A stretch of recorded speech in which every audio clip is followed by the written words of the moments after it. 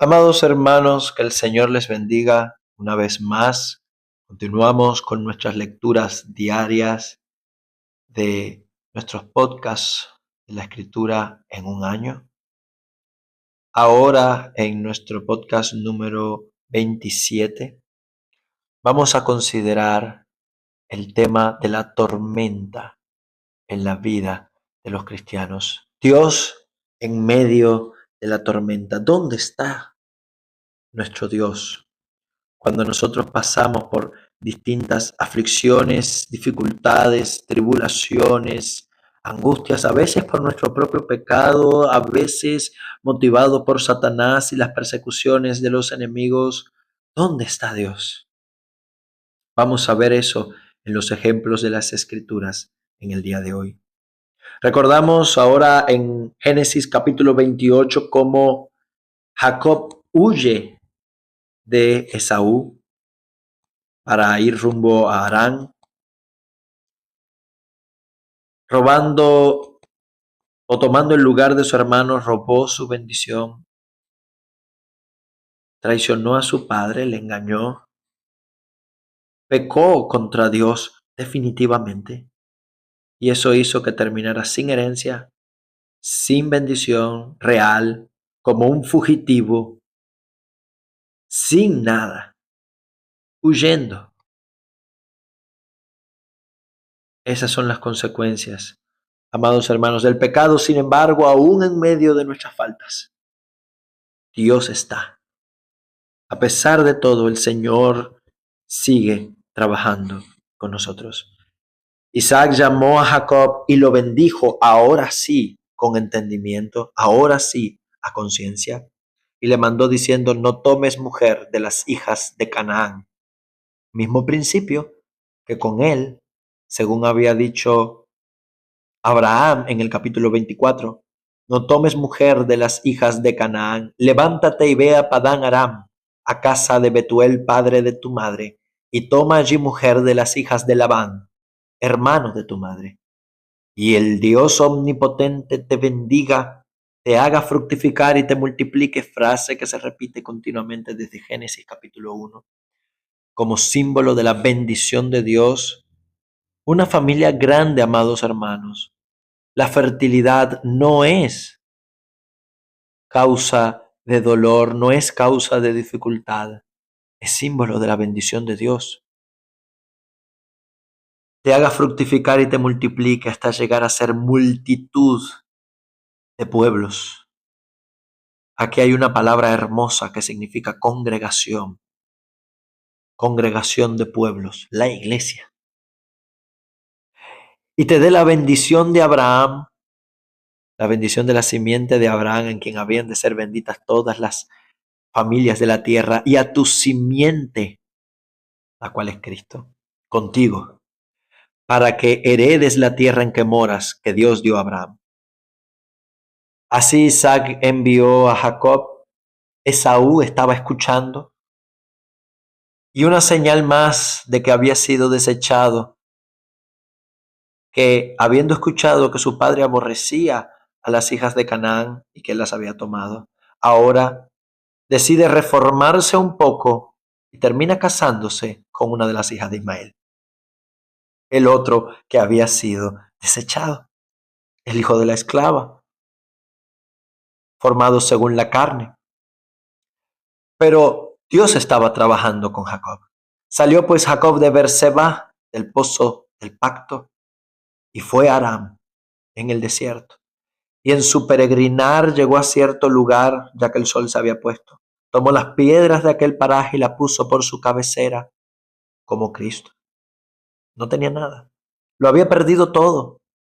Y en ese momento, en el momento más bajo de su vida, Dios extiende su mano para rescatarlo. He aquí una escalera que se apoyaba en la tierra y su extremo tocaba el cielo, y a los ángeles de Dios que subían y bajaban por ella. Cristo mismo. Según Juan capítulo 1, verso 51. Y Dios se le apareció en lo alto de ella y le dijo: yo soy Jehová, el Dios de tu padre Abraham y de Isaac. La tierra en la que estás acostado, a ti te la daré. Dios confirma y lo bendice específicamente.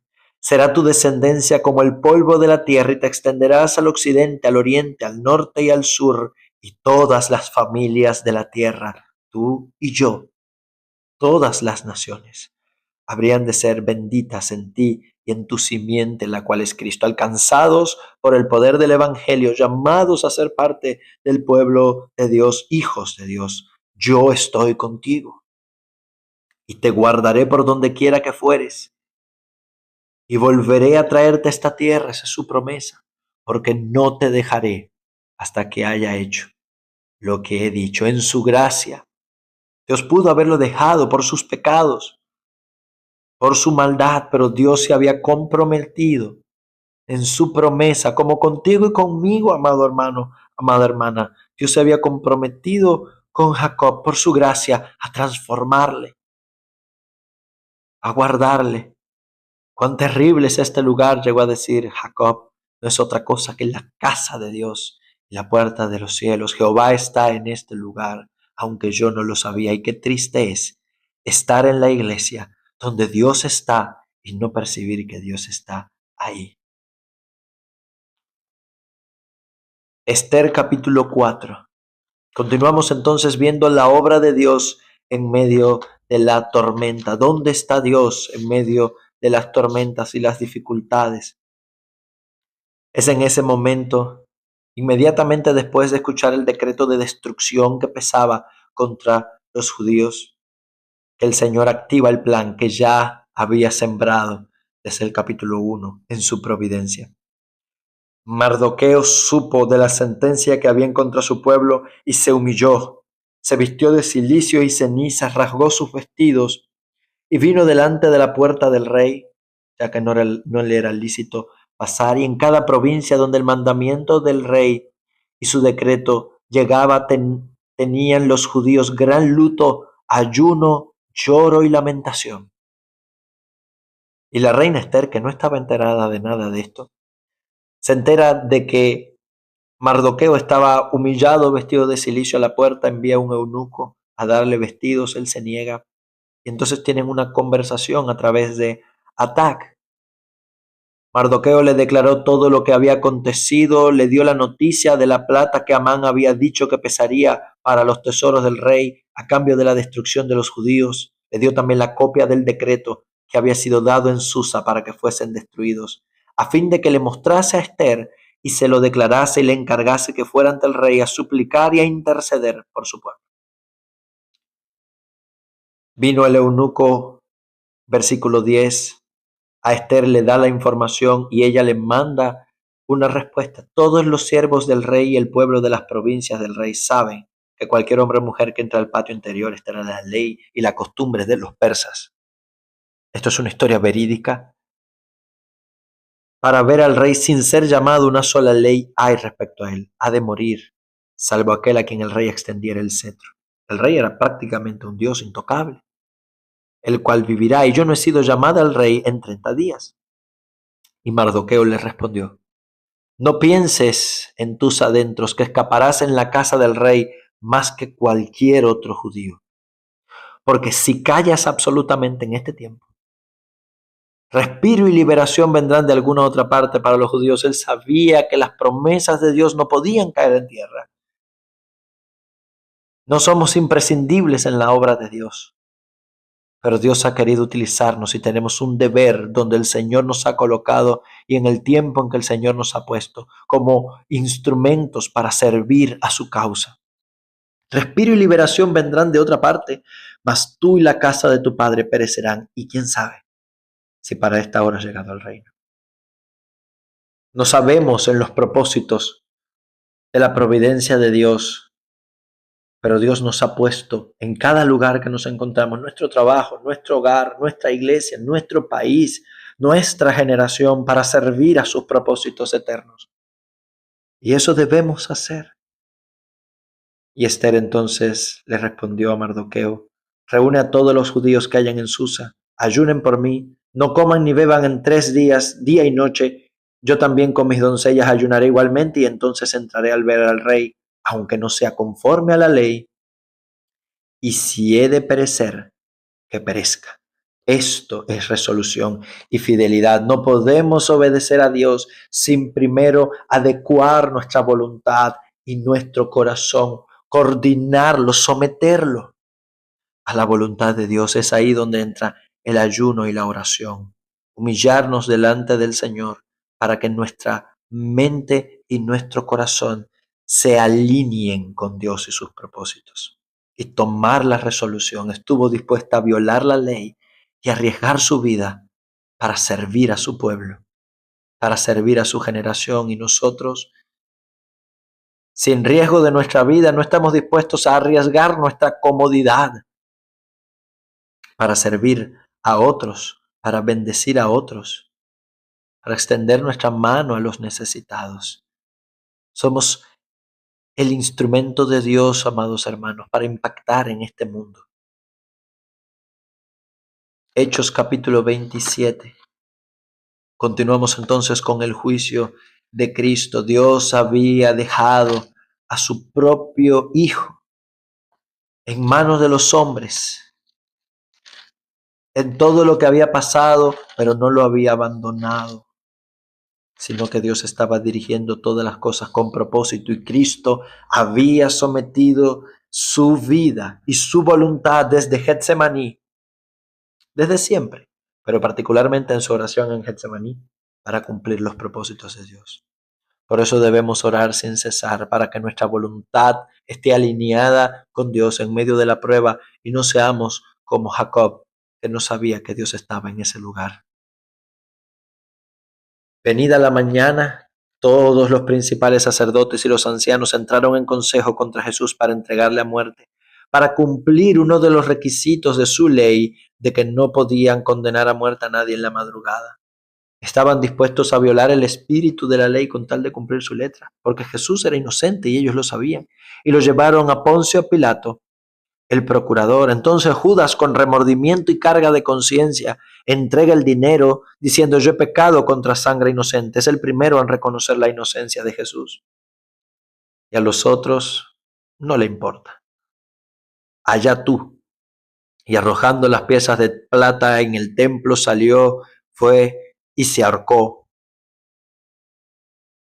Y con ella usaron para comprar el campo del alfarero para el entierro de los extranjeros. Y ese campo se llamaba Séldama, ahí donde murió Judas, para que se cumpliese la palabra dicha por el profeta.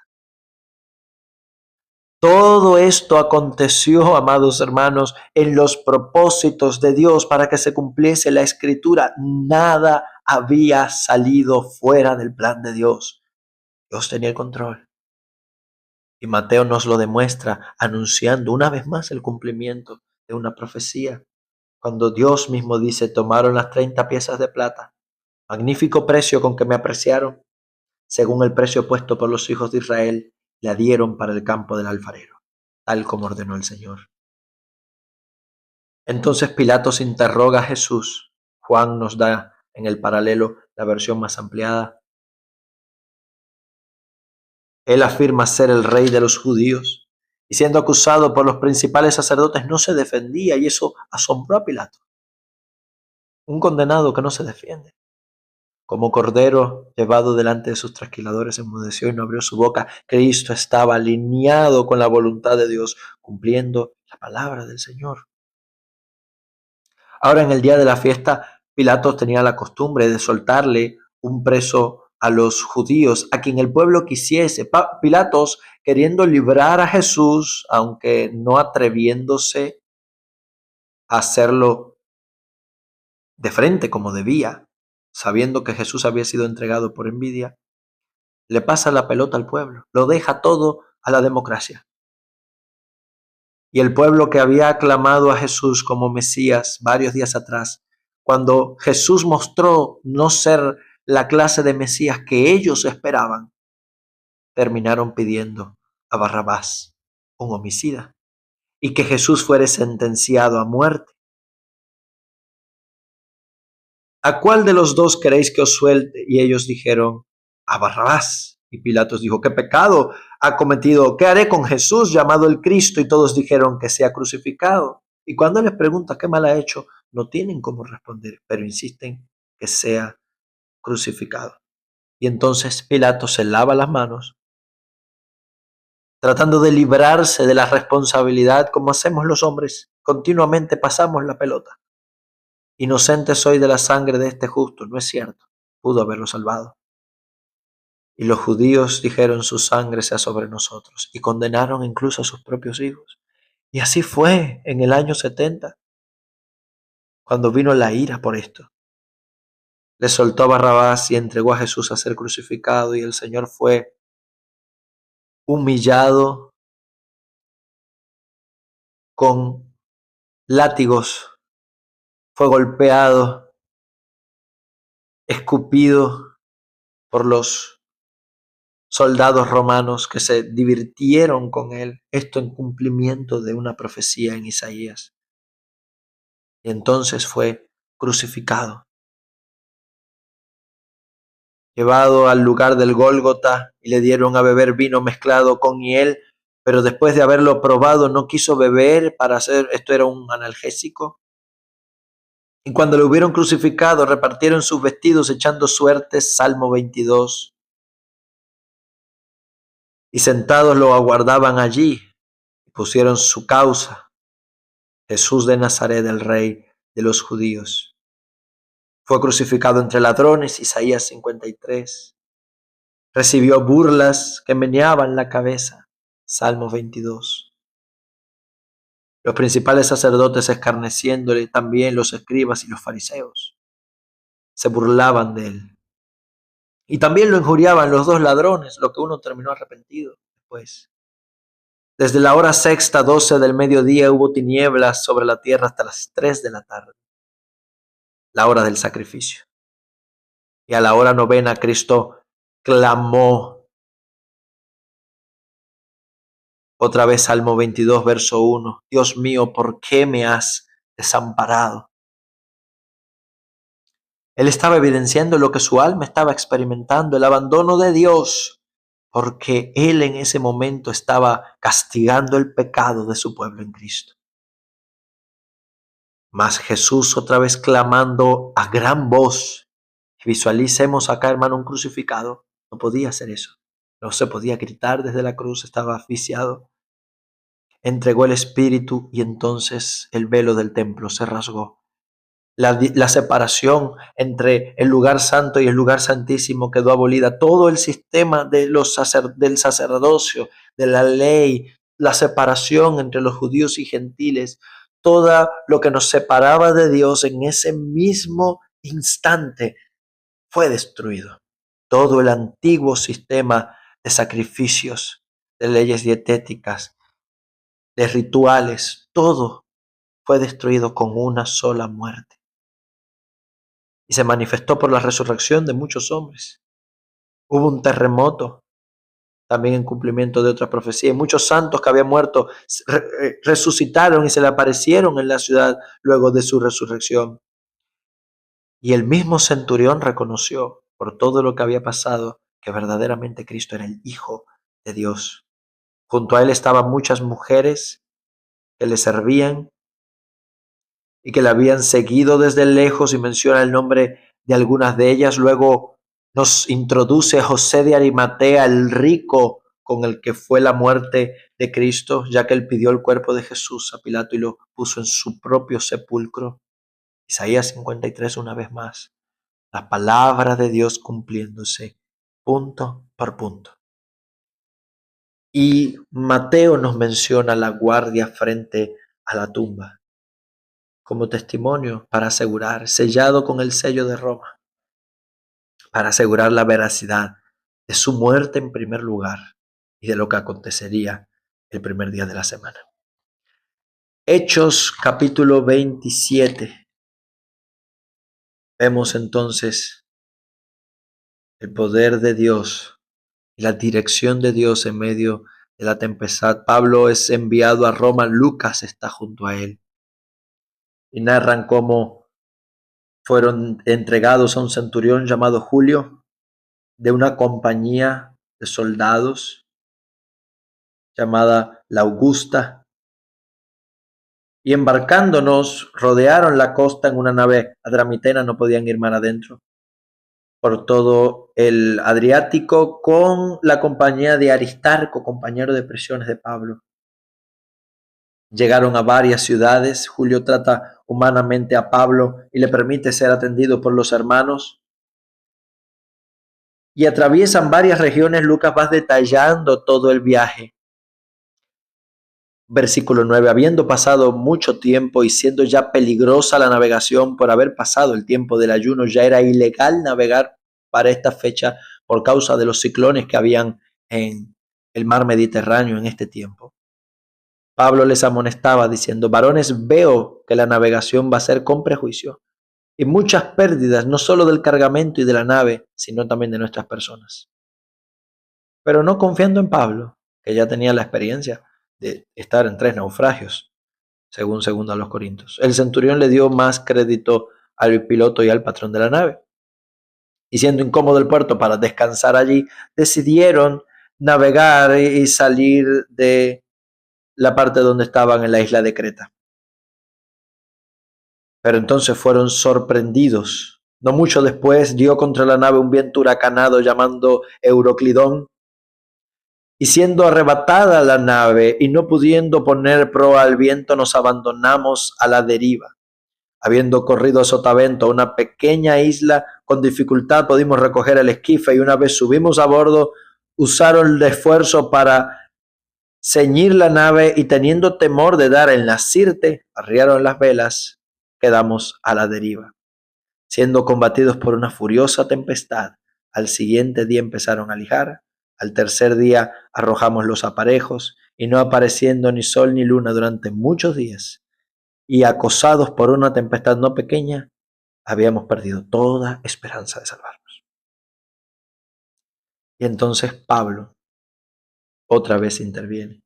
Habría sido, por cierto, conveniente, varones, haberme oído y no zarpar de Creta, para recibir este perjuicio y pérdida, pero ahora os exhorto a tener buen ánimo. Cuando todo parecía estar bien, Pablo les advierte que no iba a salir bien. Ahora, en medio de la tempestad, Pablo les anima, así es la palabra de Dios.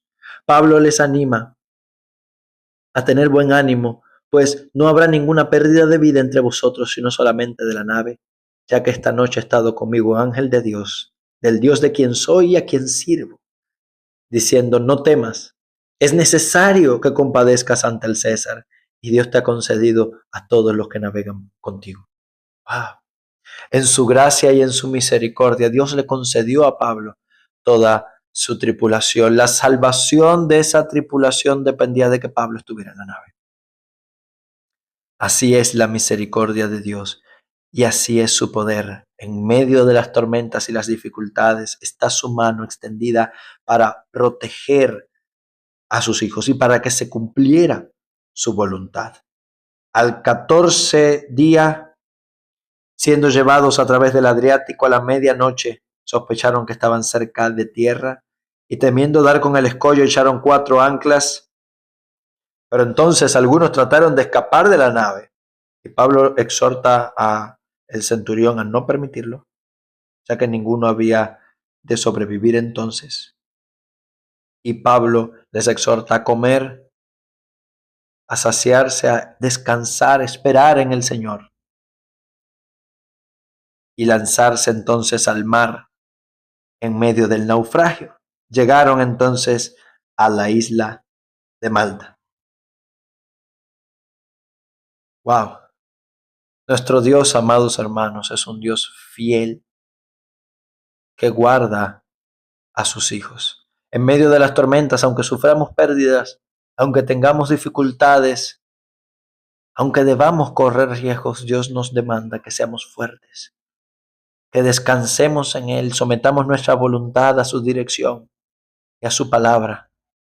Y Él ha prometido concedernos su misericordia y su poder y guardarnos en todo tiempo hasta que Él complete lo que se ha propuesto hacer en nosotros, hacernos conformes a la imagen de su Hijo. De la misma manera que Cristo padeció, así todos los que esperamos en Él habremos de padecer, pero dice: ni un cabello de nuestra cabeza caerá a tierra. Dios es fiel y Él está siempre en medio de nuestras tormentas. Que el Señor les bendiga, amados.